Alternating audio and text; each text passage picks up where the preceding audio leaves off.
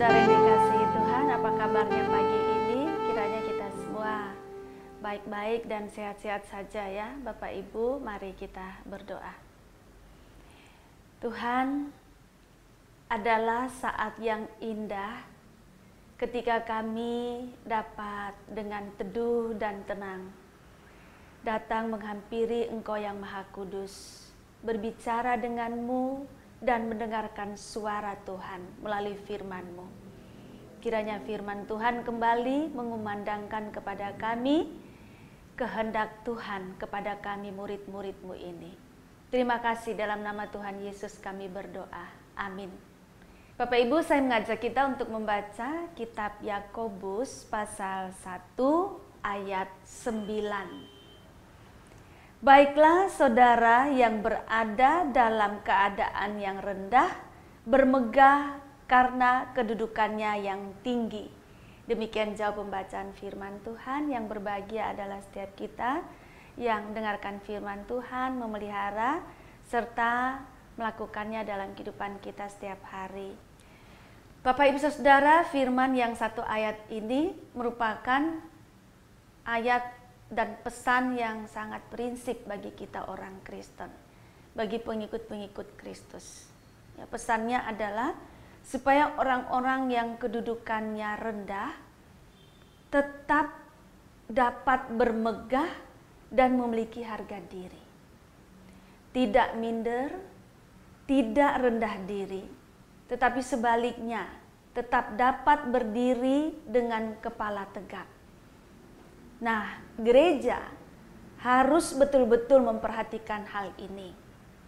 Di gerejalah mestinya yang pertama-tama sekat-sekat atau batas-batas antara manusia itu tidak boleh ada. Justru di dalam gereja itu pertama-tama.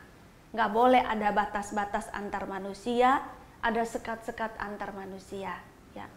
Setiap orang yang ada di dalam gereja, setiap orang yang ada dalam persekutuan, setiap orang yang di dalam Kristus adalah VIP, very important person.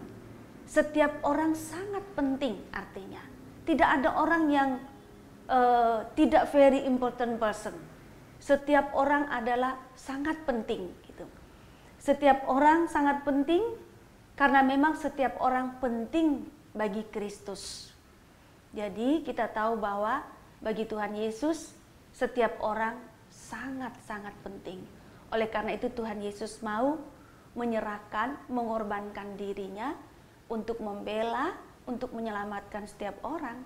Karena setiap orang sangat penting. Bapak Ibu, saya senang di gereja-gereja, termasuk gereja kita GKI Sangkrah, kita lihat bangku-bangkunya sama semua. Dari depan sampai belakang itu sama.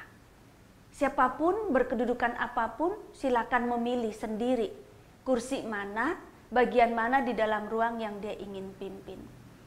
Para petugas di atas itu juga sebetulnya sama.